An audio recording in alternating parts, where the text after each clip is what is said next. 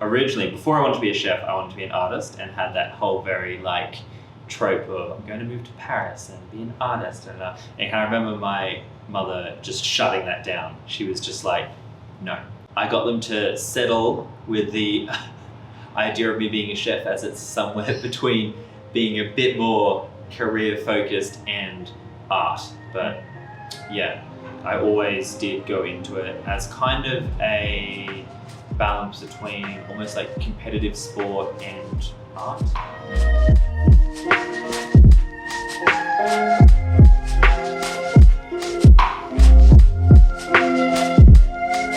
A lot of my dishes, I feel 90% of the work for it is done before I even go and do any of the actual cooking. And so you kind of start with the core of the dish and then jot down every single other idea for what I think could go with that, and then kind of make the choices, write down the techniques on that, and then they all have to link up and then kind of cross out as you're like, no, this doesn't work with this, so cross that out, da, da, da. And then that kind of forms one full dish eventually.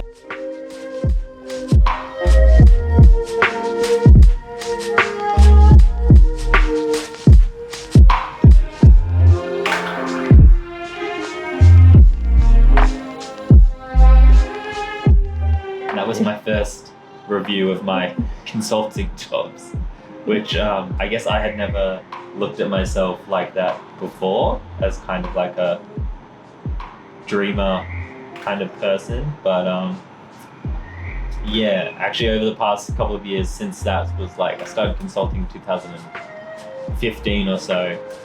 Yeah, ever since then I guess I do get quite a few people describing me as a dreamer, or my like get it done but my head's kind of in the clouds. I'm not ever really fully there. But yeah, not something I really thought of myself as before that review, and then I kind of noticed it.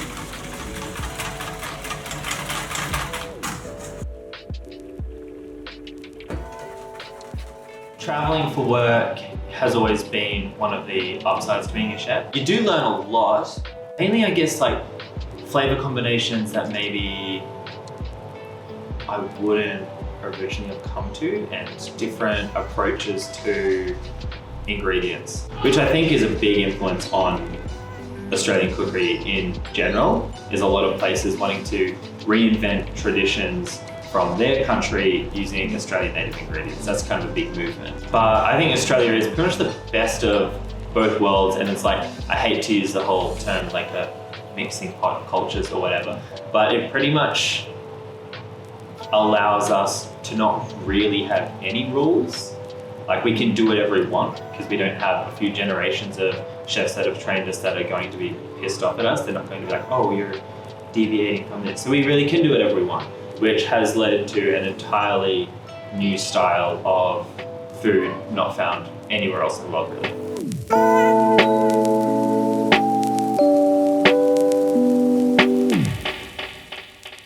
It's called Kasa Gumo, which is based on an art exhibition I went to in Melbourne at the NGV, which was Hokusai, who's like mostly famous for his like Great Wave, which everyone knows that painting. But his other like most famous series is 36 Views of Mount Fuji.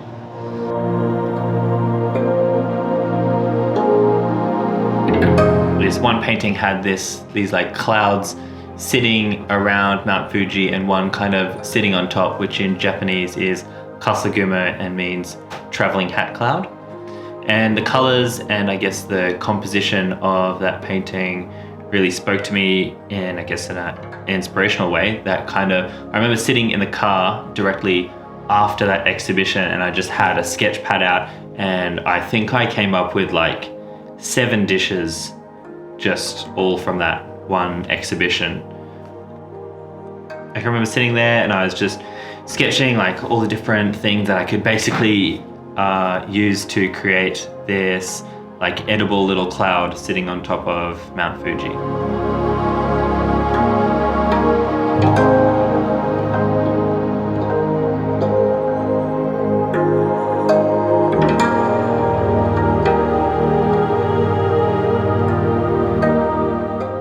And yeah, it's probably one of the most memorable exhibitions I've ever been to.